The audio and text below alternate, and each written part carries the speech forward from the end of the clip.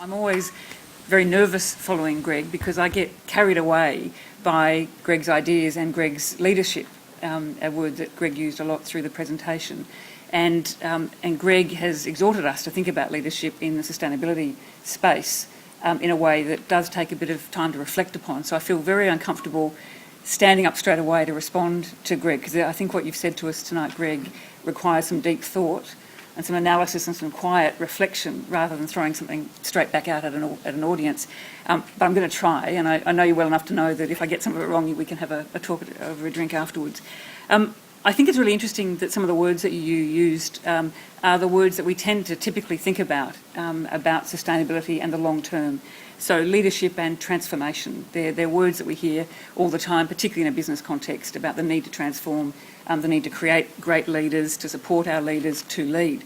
And you talked very succinctly and appropriately about this link that leaders make between government, business, civil society, and how we operate as actors, as leaders, particularly in business, across those domains. And I love the way you talk about what it was that BP was doing and that you do personally all the time, which is the scanning of the horizon and the looking for discontinuities.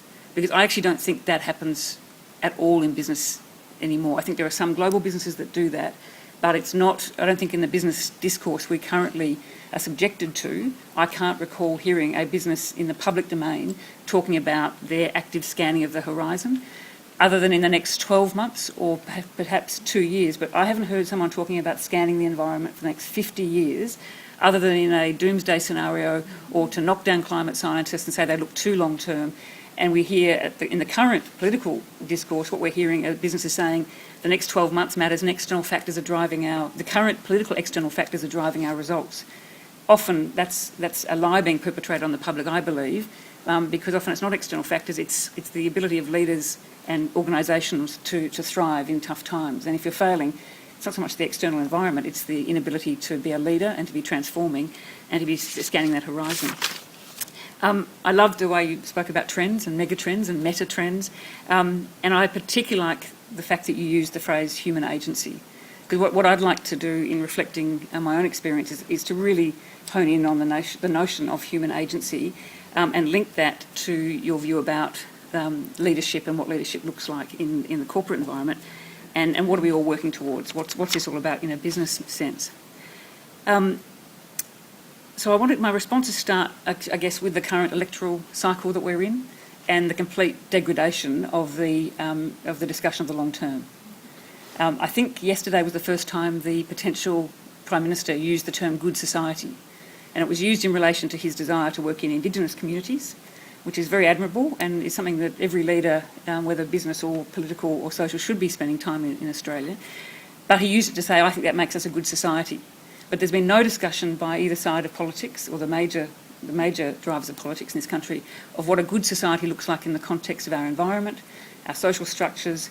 We're hearing about a good society, in his case, in terms of engagement with Aboriginal people, but against a backdrop of fear, of asylum seekers seeking refuge, of an economy that could fail, and of party structures, political party structures that are collapsing around us.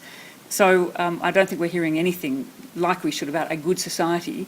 And as a result, that's falling to business to try to define. And then we received the document of the BCA in the lead up to the announcement of the election. And it was a fine document, it was okay. But when I think about your scanning of the future, it didn't meet the test for me of the role of the business playing its agency role and its leaders playing a role that was seriously looking at the trends and issues that will affect this country and should be debated by our political leaders. It talked about tax reform, it talked about workplace reform. The reforms are things you can put in a standard document, I think, that wouldn't take a lot of leadership. I know the Business Council tried hard. I know Jennifer Westacott tried very hard, and her constituency was genuine in its attempt to try to frame the future.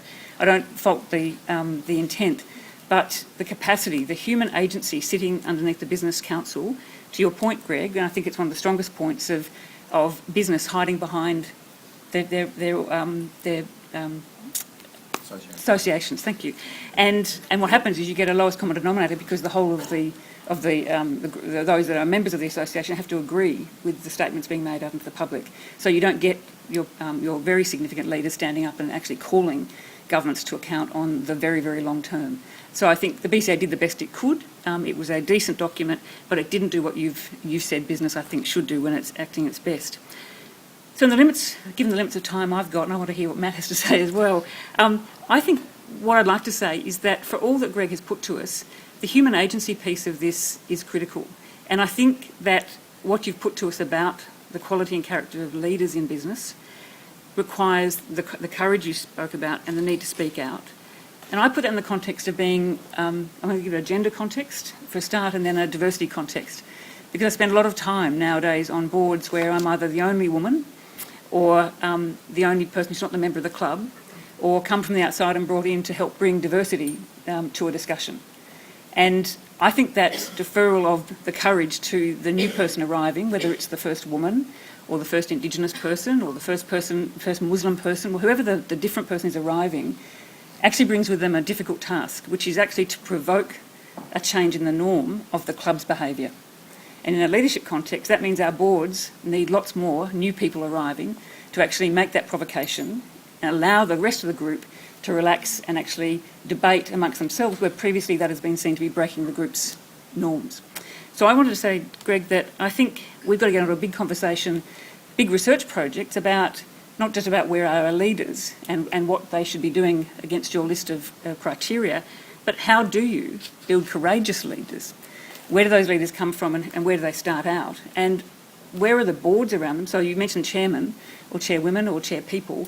I'd ask about the character of a board and the character of people in the governance sense who actually can help steer the organisation to be a better leading organisation than just relying on what has always been the case, which has been those who have struggled with their own worlds and been reflected by people who are very much like them on those boards or in those executive teams. So I would then ask the question, who gets to lead? Who gets to go into boardrooms? Who gets to actually get to the chief executive's office? And I think there's a research question in all of this about the capability and competencies of people we think should be leading anything. We're having a current discussion, I think, at a political level, that our political leaders are not leaders. They're managers, and we're not seeing anything that looks like leadership in terms of the reaching to society and helping to lift our sights and help us as a country scan the future. We're not getting that at all. And I think people, particularly in Australia, but elsewhere, are desperate for authenticity and for people who do stand up and say, I think what we're doing is crazy. Or I think this constant issue around the economy is not actually being used to talk about the environmental aspects of the economy, the social aspects of the economy. Those issues of sustainability get lost. And so I think we've got a lot of research to do, a lot of development to do on the basic underpinning of what makes a courageous leader. What are the component pieces of that? How do they learn to operate in complex, dynamic situations, handle complexity, reveal their own insecurities to those they're helping to lead, and not feel frightened by that, so that others understand that we're all in this together. And the last thing I'll say is that sustainability has a lot to answer for, the sustainability movement, because in the midst of all your presentation, Greg, there has been the growth of the sustainability professional. And I tweet a lot. I enjoy Twitter. I think there are a number of tweeters in the room. And I'm always amazed when I tweet a sustainability story, or what's got a sustainability in the title, the only people who retweet that are sustainability professionals. If I tweet a similar story with no sustainability in it, business people retweet my tweet.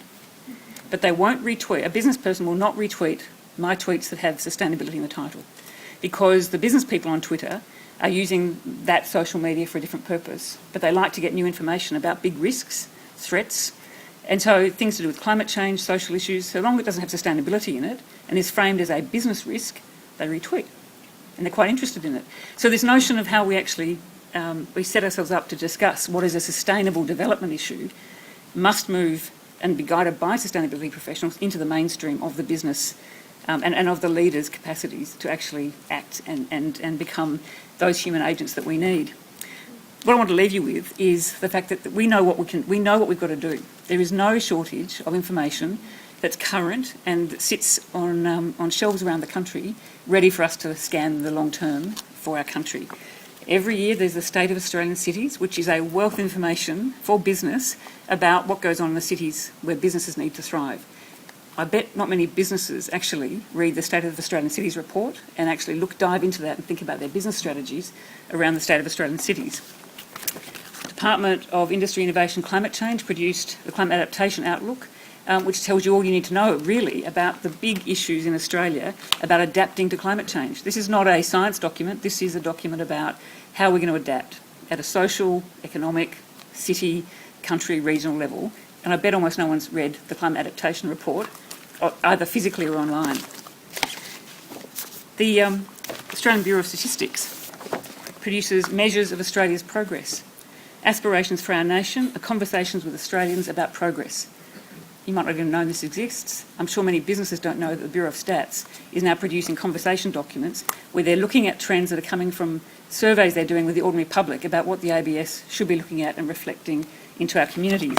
And lastly, I've been serving on the National Sustainability Council for the last year, and we produced the Sustainable Australia Report this year, also called Conversations with the Future. Now, there's not sustainability language in here. This is simply the story of the opportunities for Australians to think long-term, and for businesses, not-for-profits, educators, whomever, to think about the future. And we have promoted this, we have launched it, we've done everything we can to get Australians, businesses or otherwise, academics, interested in what lies in here, which is all rigorous data about the future of the country, looking out 50 years. I don't think, has anyone read this document in this room? There's a few. Seen it, yeah. So I go back to the human agency. Our human agents, our leaders, have got to have the capacity, as they're scanning, to look at what we already know, grab hold of it, tackle it, integrate it, and that's a skill. That's a skill. And often it requires someone coming in and assisting those leaders by bringing that new information in a way that's thoughtful, not provocative, generous, not to try to cut down the tall poppy, and encourage the proper conversations we're going to need about the very big issues that Greg so rightly raised with us tonight. Thanks.